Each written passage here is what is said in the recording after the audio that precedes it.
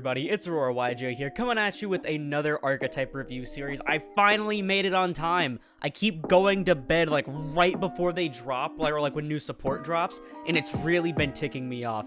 But anyways, I'm coming at you again without a background. I'm trying this more, even though I know it looks really pinkish because the warm light with my ceiling light. I don't know, it's really gross, but I still want to show off all my things, and I'm also kind of sick of setting up the backdrop, so just let me know in the comments below if you like it with or without the backdrop if you've been here before.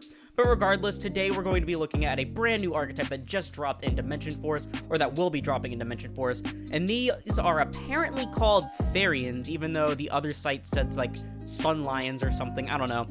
But then again, really bad translations thanks to Google, but anyways, I believe this archetype is a bunch of different types and attributes with very high level monsters that equip things from Grave and then special themselves. That's what I read in the translation and what I've been told from the people that have it translated. And so that's that. Let's go ahead and get right into it. This is part of the Dogmatical lore, by the way. As you can see by it says the one where Kit and the Spriggans go take part in alien mecha gladiator combat or something, I don't know. And then Therion means beast in Greek, which I do briefly remember something about the Therion's familiar to me at least. But anyways, let's go ahead and get right into this. I don't want to waste any more time. And one thing to note is that their artwork is really kick-ass. Like, all of them have some incredible artwork here. So let's hope the effects are just as good. So first off, we have Therions Bull's Ein. Oh, are we doing like an... Okay, I thought we were doing like an Ein's Wide Dry thing again. But this is a Fire Warrior monster. He's a level 7 with 2100 attack and 1600 defense. And you can only use the first and second effects of this card's name, each once per turn. And the first effect is you can target a Therions monster or warrior monster in your graveyard, special summon this card from your hand, and if you do, equip that target to this card. You can target one Therions card you control and one card your opponent controls and destroy them, and then a Therions monster equipped with this card gains 700 attack and the second effect of this card's name. That's one thing I did see before this was actually even revealed in the OCG website, is that they give each other their effects based on being equipped, so it's going to be a bitch to like translate over onto like actual cardboard, at least for the TCG. Let me scoot up a little bit here. It is very interesting. We haven't had an archetype really do that before, except for like, you know, closest thing we've had is when like the Zodiacs and the Lyrilusk would use them as like seize material and give them effects. So very interesting there. But let's actually go in depth on the card itself. So we haven't seen any of the other cards, but specialing itself from hand as level 7 is pretty solid, and it also equips things, which if they all have equip effects, yeah, okay, so they all have equip effects that give extra attack and the second effect, I believe. If they all have other good effects, that could be really solid, just getting a free body that does that. And then this is literally just not really an Icarus attack. What's a good way to describe this kind of effect where you nuke one of each? I don't know. Fright for Whale, I don't fucking know. We can say it's like a Fright for Whale, which is overall pretty solid, honestly. It does target both things for cost, which is a bit unfortunate, but I mean, hey, it's better than have something like stupid broken like DPE. But yeah, overall, that seems pretty nice already, and it says warrior either, so this could be generic. He's also a warrior himself, even though he doesn't look like it. But very interesting if you can splash these, because yeah, see, this one says aqua, right? And so if you could splash these in certain other decks, that could be really interesting depending on what their effects are. So I don't know, because they only give the equip effect to other Therions, so I don't know. Might be very interesting. This will probably be good in Ice Jade.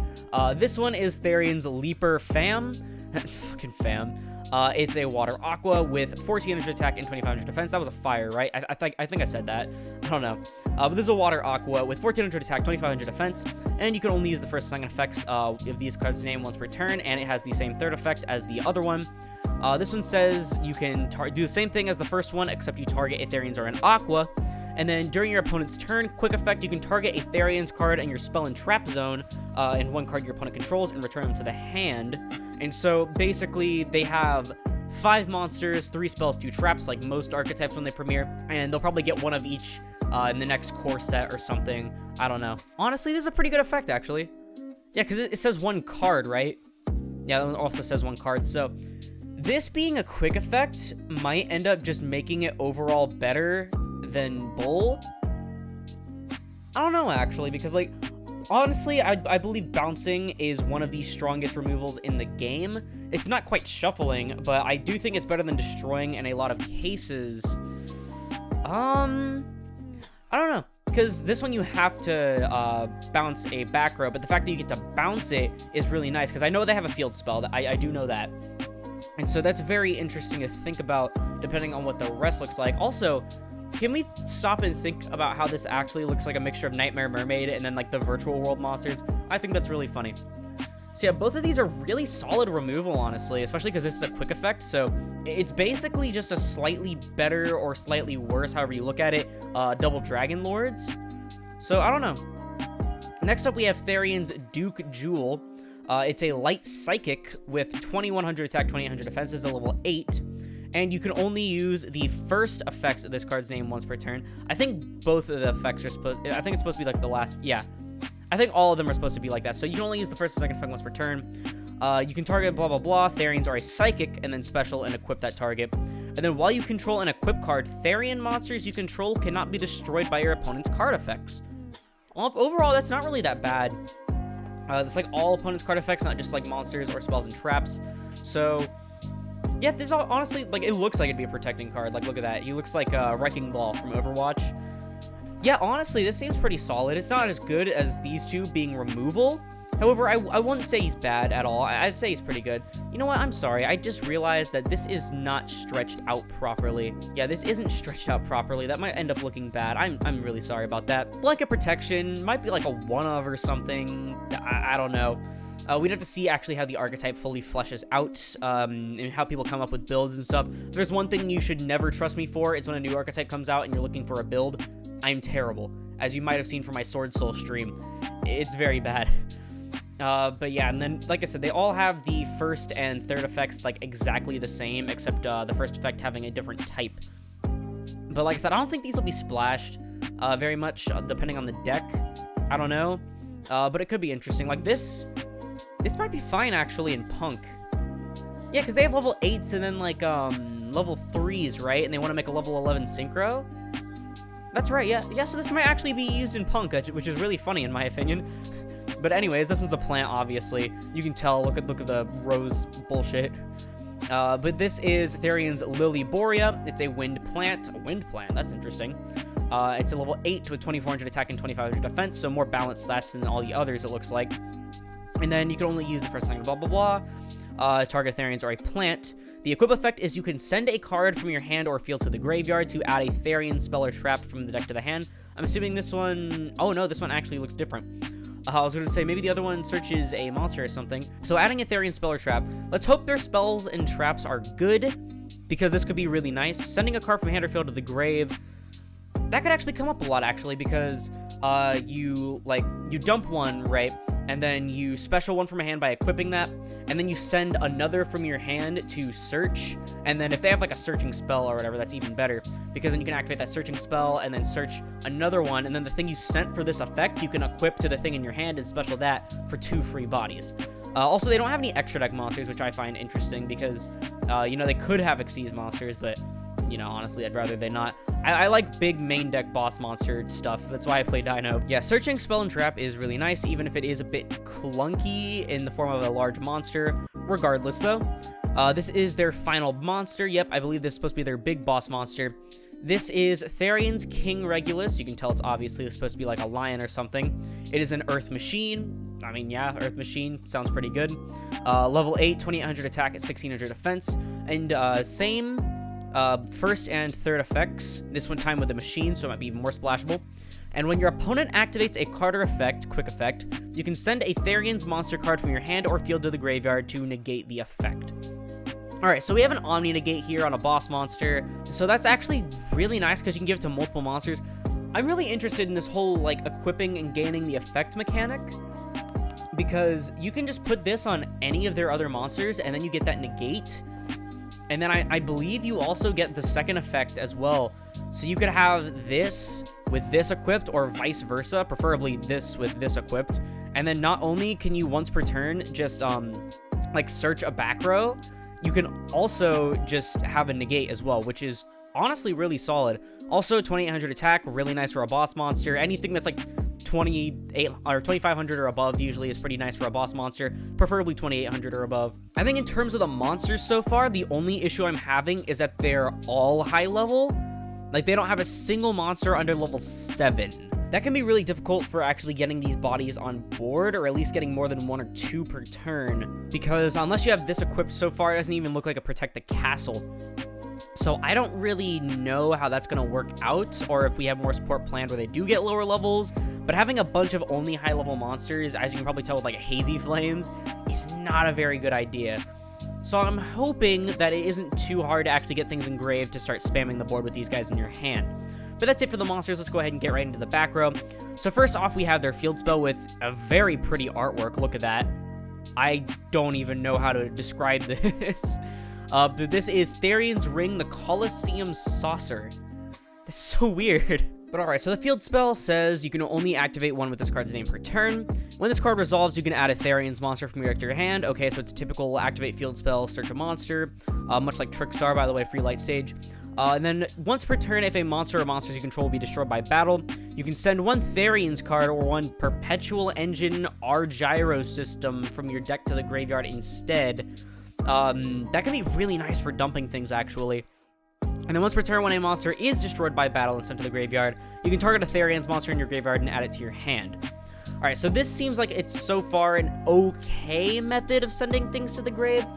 Battle protection isn't all too crazy, because half the time they might just die outside of the battle phase if they don't have the protection guy on them, or they can just get banished, sent, bounced, shuffled. There's a lot of removal that isn't destruction, really. And so I don't even know how that's going to fare, but targeting the Therion's monster in your graveyard and adding it to your hand on battle destruction probably isn't that crazy, because you might just die, because most games don't even last more than 4 turns anymore. So I don't know how much that's going to come up. But activation searching isn't terrible, especially because you can search this with the Rose, or the Lily, I should say. And then the protection isn't the worst thing in the world. At least the artwork is really pretty. Next up, we have Perpetual Engine Argyros system, which is what was right here. This card is just really fucking weird looking. Wow. So you can only use one of the effects per turn, and only once that turn. So the first off is just send a Therion's card from your deck to the graveyard. Okay, this hands down makes it better. This makes it so much better. Like, if they didn't have a built-in Foolish somehow, this archetype would have been doomed for failure from the start. But okay, this makes it a lot better, because you can play like 3 of this, and you can play like an actual Foolish. And then if this card is in your graveyard, you can target a Therion's card in your graveyard, add this card or that card to your hand, and if you do, place the other on the bottom of the deck. Ooh, I really like that, actually. It's sort of like an invocation or a Gishki Aqua Mirror, in a sense, where it recycles itself and then gives you the other thing back. I actually find that really nice, considering that if you were to banish it, you just slowly run out of resources, right? But this allows you probably to just grind a lot more. Not to mention that this can also get sent for its second effect using the field spell. So alright, overall, that seems really nice for the deck, actually. Like I said, if they didn't get it built in Foolish, there would have been, like, it would have been dead in the water, right? So overall, I'm very happy with that. And then next we have Therions Charge, which is a normal spell. You can only activate one of this card's name per turn. You send a Therion's card or a Argyros system from your hand or face-up spell and trap zone to the graveyard to draw 2 cards. I mean, it's a Destiny draw. I mean, honestly, it's not even terrible. And that's dude, this can just be a straight-up plus, right? Because you have this in hand, and then you have the Argyros system. And then you, say you have another thing in graveyard, right? You activate this, send the Argyro system, draw 2 cards, and then you use Argyro to +1 by putting itself back and then adding a Therion's back from your graveyard. That's really nice, honestly. Like, it's not the best draw engine, it's not like Engage, but, you know, overall, it's pretty nice. Also, I like that they're fighting here. They're supposed to work together, and then suddenly they're fighting as well. Because it's supposed to be like some sort of Colosseum gladiator alien thing. That's why they have a saucer Colosseum. Oh, that's really funny. But that's it for the spell cards. The spell cards, I actually think, are a lot better than the monsters themselves. But regardless, they do help the monsters a lot. Specifically, Argyros system. I think that's exactly why they didn't name it a Therion card, and they gave it its own name, specifically so you couldn't just abuse it with Lily. I don't think it would have been too crazy even if you could, but whatever. Konami and their future-proofing card balancing. Unless we have stupid good cards on the way for them. I don't know. So we got 2 normal traps for them. We have Therion's Cross, which says you can only activate 1 card with this card's name per turn.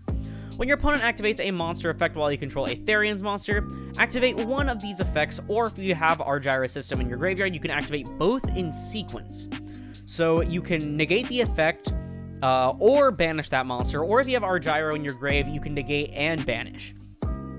It's not a counter trap, which I find very interesting, but I do think that this card is really, really nice. Like, it might be like a 1 or 2 of or something. I don't think it's like a thing you're supposed to rely on perfectly, especially because you do have the big guy that does have a built-in negate. But I do think this is really nice. It's basically a Draco Berserker of the Tenyi, except you can actually negate it if you want to. So yeah, I actually really like this card. I like when traps give you, like, the good effects, because it makes trap cards more worth it outside of dedicated trap decks. So yeah, pretty nice, pretty nice. And then finally, their last card we have is Therions Stand Up. Oh, that's really cute. You got Kit cheering him on. That's really sweet. You can only activate one of the effects per turn, and only once that turn. Target a Therions monster in your grave, special it, then you can equip one Therions monster from your hand or graveyard to it. That's really nice. And then during the main phase, you can banish this card from your graveyard, then target a Therions monster you control and one in your graveyard. Equip the target in the graveyard to the target you control. Oh yeah, because you can stack multiple equips on each. Ooh. This can be really spicy because you can put, like, the Searcher or something, and then you can also put the protection guy on top of the negate guy, or like whatever combination of that. Or how, honestly, give the negate guy the one of the removal guys, like the quick effect one, where you just bounce your field spell. I really like that. So yeah, this would be really nice for stacking and stuff, and it is a reborn, which also equips things. So this could be part of like a combo or something, like during your opponent's standby, you res your thing and then attach it so you have like an extra disruption. Alright, honestly, I think the back row really supports the deck nicely. Like, the monsters on their own aren't the most threatening, but with the back row, they can actually probably do some damage. Honestly, I don't think this deck's going to be, like, top tier or anything, but I do think it can actually stand on its own. Probably not against, like, the best decks, but I think overall it can be maybe solid rogue, unless some crazy, professional player finds some really good way to do that and prove it wrong. But overall, that's it for the cards. I'm going to do a slow scroll so you guys can have a look at all of them again, now that I've stretched out the resolution and stuff. So while I do that, I'm going to do my rating system where I rate 1 to 10 stars, or just a 1 out of 10 in general. What do I think of the archetype as a whole? So if you were to just show me the monsters, I'd probably give it like a 5 or 6 out of 10, honestly. Like, the monsters on their own really just don't do anything. But when you put the back row with the monsters and you actually see how they all collaborate, don't quote me on this, but I think I'd give them a nice 7.5 out of 10. Yeah, I think a 7.5 out of 10 is not that bad. Like, I was gonna give him an 8, but no, because I think I put Sword Soul like 7, which, I mean, obviously I was wrong, but yeah, I think the deck could overall be really solid if someone found out a way to actually work with it. Like, I think it'd probably be like 2 Bull, 2 Leaper, 1 Duke, 2 or 3 Lily, and then like 2 King Regulus, and then obviously like 3 Field Spell Terraforming, 3 Argyros system, maybe like 1 to 3 Therions Charge, because it's a Destiny draw. Again, never trust me for, like, building new decks. I net deck a lot of my things, or I just slowly cobble something useful together. But yeah, I do give this deck probably a 7.5 out of 10. But with that out of the way, that's going to do it for the review. You can find these on YJ Organization. I probably won't link it in the description because I'm too lazy, but you can probably find it on Twitter very easily. So you know, you should totally follow me on Twitter while you're there. Yeah, that's gonna have to do it for the video. If you liked it, please sure to leave a like on the video, as I also put this video and the channel into YouTube recommended. And if you like this content and you want to see more like it, like the rest of my archetypal and support review series, perhaps consider subscribing, because it costs you absolutely nothing and it supports the channel more than anything else. And we're so close to our goal of 1,000 subscribers by May. We're sitting at about like 711 or 712 since I last checked like 30 minutes ago. And so that's really, really cool. But once again, thank you all so much for watching, and I'll see you in the next one. This is Aurora, signing off.